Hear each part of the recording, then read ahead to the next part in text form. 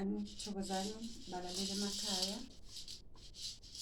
Njengoba ngithembisile previously ukuthi ngizoloku ngiqhubeka ngalesihloko se-initiation process. I think kuzoba ne-part 3. Ngizaloku ngiqhubeka as long ngisahlangabezana nenkinga abantu abanazo, ngizoloku ngiqhubeka part 2, part 3 until sireach la kumele sireach khona. Okay, uMaZulu lokhulumayo, iNkosazana Yamanzi Zanemvula, ndawo Ndalabana, makhosi amakhulu, khanya leli sithi. Umageba undaba ezitha sithule isikandaba uZulu omnyama ndlela zimhlophe kaphunga namageba. Makhosi.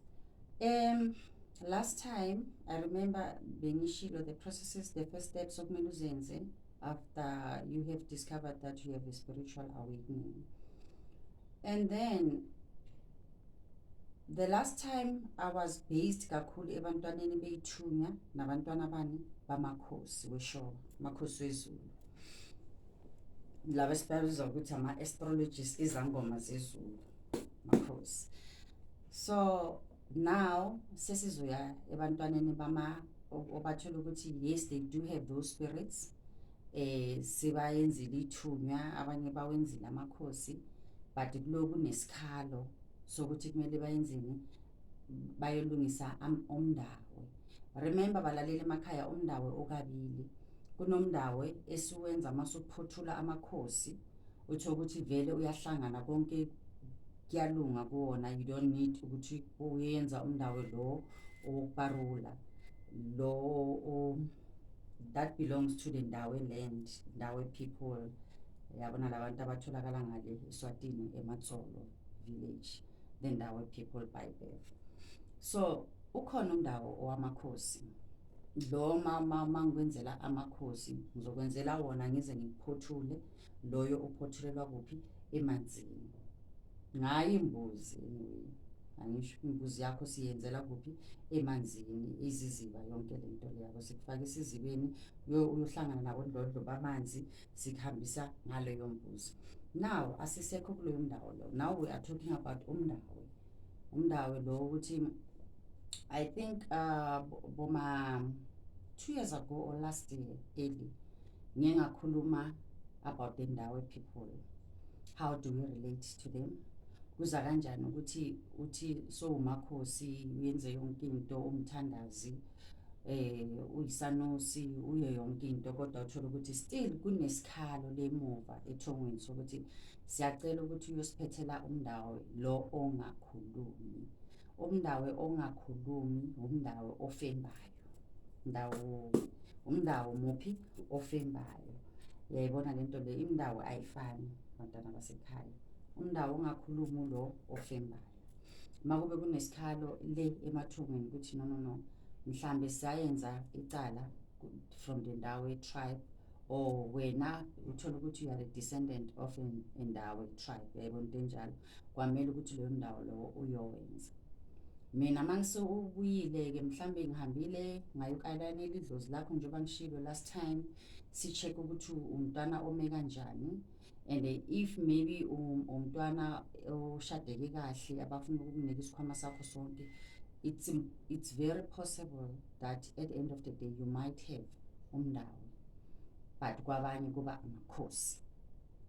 Uba nomndawo makube kwaba necala elasala ngale bokhokho to these foreign people, or we are the descendant of the Ndawo.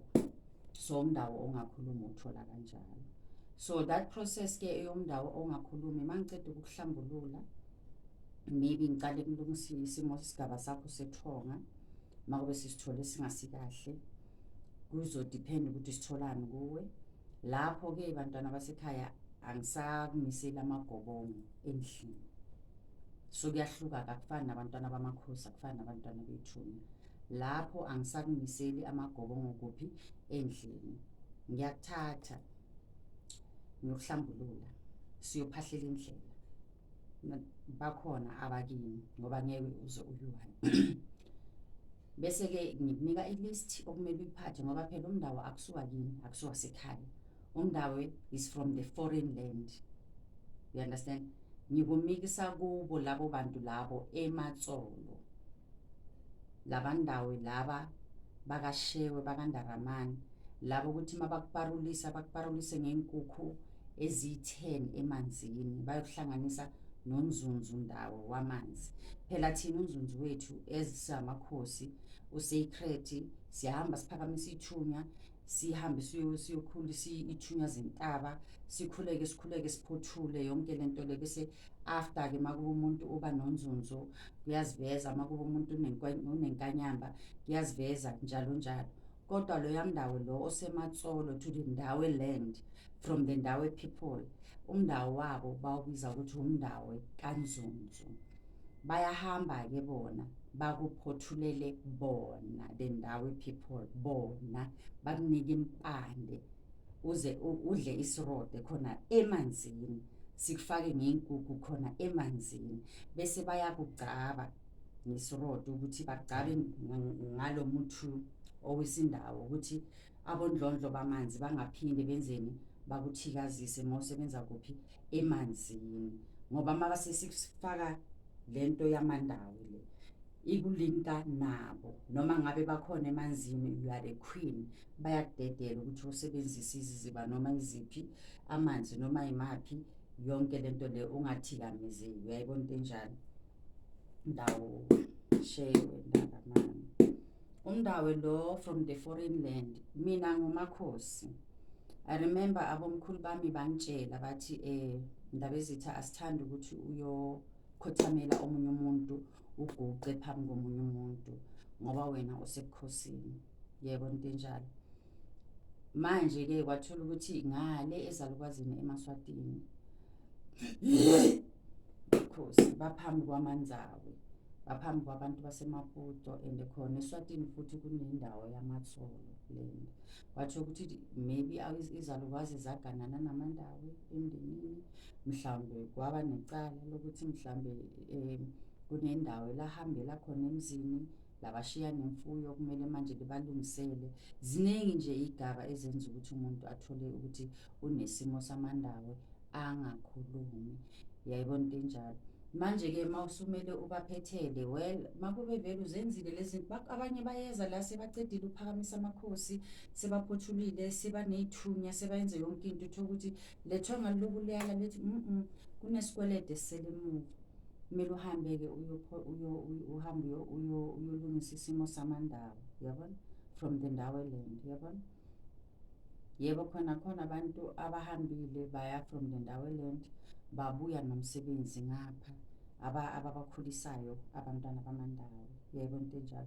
Kodwa mina angithanda ukuthi mangikhulisa abantwana bamandawo if I get those patient ukuthi kumele benze amandawe ngiprefera ukuthi enziwe amandawe by birth yayibona into enjalo. Noma ngabe kuzaba abantwana bami kodwa vele nje amandawe azobe apresent ngoba bona iculture yabo le. Mina ngumZulu ngumSuthu ngumSwati so akusiculture yami isinzawo yayibona into enjalo. So the Ndawe people yibo abaperforma umndawo wakho ungaphinde ukuhluphe kungabi into yokuthi hayi mina gogo ngahamba ngayolungisa umndawo lapha kodwa ngiyabuya angikhona ukufemba. Hayi mina gogo ngihambile ngayolungisa umndawo lapha kodwa into zami azisebenzi kahle umndawo wami akaqinanga ukuthi sometimes sinokuthanda ukuzenzela izinto okungasi iculture yethu okungasiyo yethu yabona kufana nokuthi njengoba mina senginaso isikhwama sobunyanga sengayenza le process yomndawo bese ngithi no ngizozibona sengibakhatha off ngithanda ukukwenzisa mina ngendlela yami kuba nzima. So most of the time ngiprefer ukuthi noma ngabe uza kimi kodwa kwamele babe khona the Ndawe clan izizukulwane zamandawo the Ndawe people yayibona into enjalo bazenzele ngosiko lwabo bayazi bona ukuthi bayenzani and ku very sacred mawenza isindawo yawo. Okay, last time ngathi kumele siqale sicheck ukuthi ithunya zakho uziphakamise kuphi amakhosi wakho wenzeni abakini bathini yayibona into enjalo makube umntwana ongasi endawe yehle. And then sithole ukuthi why bakhalela isimo samandawe makube vele bayasikhalela ngithathe nami ngikufembe ngikufembe ukuthi ngibezwe bayikhulumela ukuthi bafunani, kumele kwenzakaleni. Bese mabakufuna kumandawo eland, ngiyakuthatha ngikunikisa to the foreign land. Lapha noma mina ngomakhosi njengoba ngishilo ngaphambili ukuthi abomkhulu bami bangathanda ukuthi ngigobele abanye abantu, but guys, noma ngingaba yinkosi, ngingaba yi-princess la kuleli zwe, ngingaguqeli muntu, ngicela ungizwa, akusamakhosi lawo. Mawuya to the foreign land, uyocela impande, uyocela ubukhosi bakhona, kumele uguce uncenge, uzoguca uncenge kubosikokwane bakhona ukuthi ndawuwe uyayicela le mpande le. Angeke ufike uhlale wena ungafuni ukuguca uthi hey ngicela udemand ukuthi ngicela impande yenu, ngicela ubundawo self ubukhosi.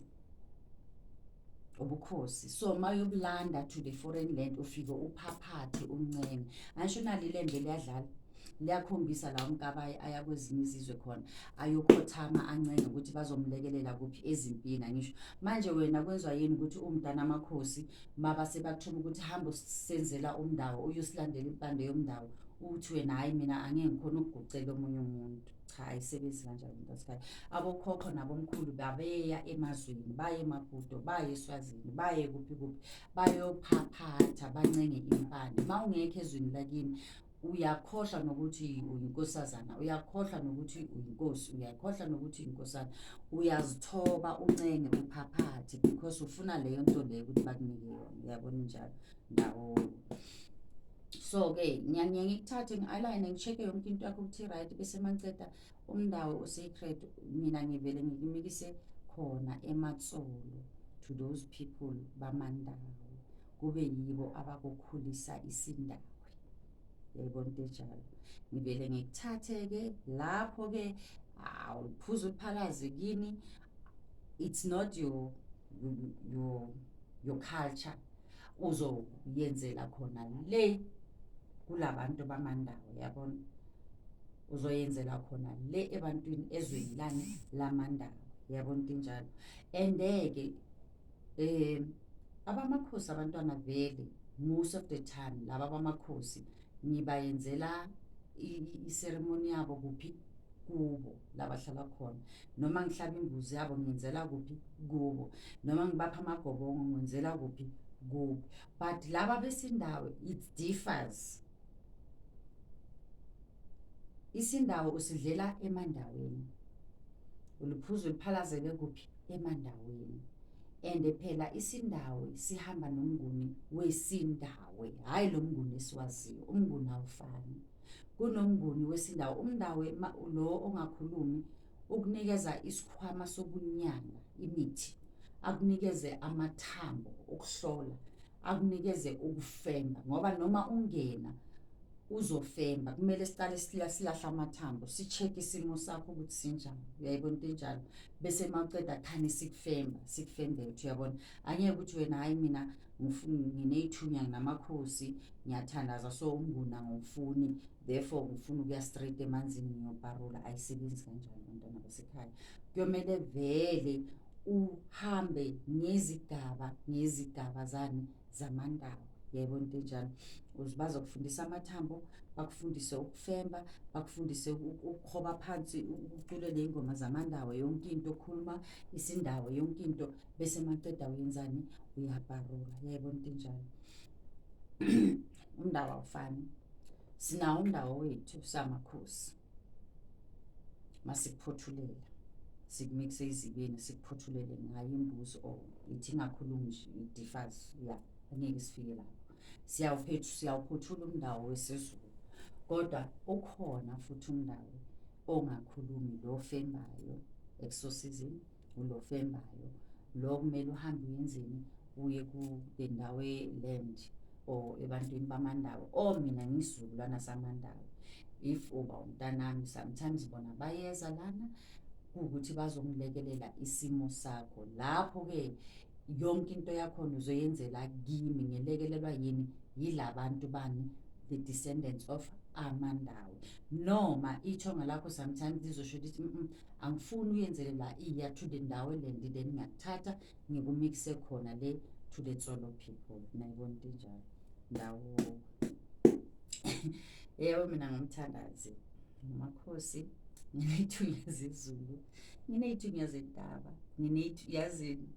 But it happens ukuthi kunomlando le ekhaya ebantwini abadala ngale maSwatini nangale maZulwini ukuthi hayi bo yingane yethu awuhambe-ke uyosilandela ubukhosi bani bomndawo. And ngingakho namhlanje nengibona ngomakhosi nginey'thunya kodwa ngapha ngiphinde ngifembe abantu kwento enjalo. So mawufika la endlini ukuthi ufuna ngikusize ngomndawo ngikumikise to le ndawo people, uyangifonela or uzohlola ngikuhlole ngi-check-e yonke into. Abanye vele beza kukuthi sekuyinyanga, most abantu abezayo ngibamikisana emandaweni sebaqalile ubunyanga babo bayapractice but kushoda amandawo. Hhayi ngivele ngikumikise-ke khona yebo into enjalo. Or omunye umuntu uyaqala-ke ngicala ngenza le tepe engitshele ngazo but ezamandawe angizenzi kakhulu. Siyakufemba sikufembe sithole ukuthi bafunani, uhambe uyophahla sikuhlambulule bese maqeda sishaya indlela, uyahamba to le ndawo elento, yebo into enjalo.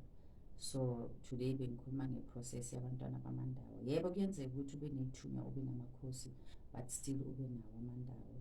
Kutho ukuthi kunomlando lemuva eyenzeka le kubokhokho bethu kumele ukuthi vele ube nawo amandawo.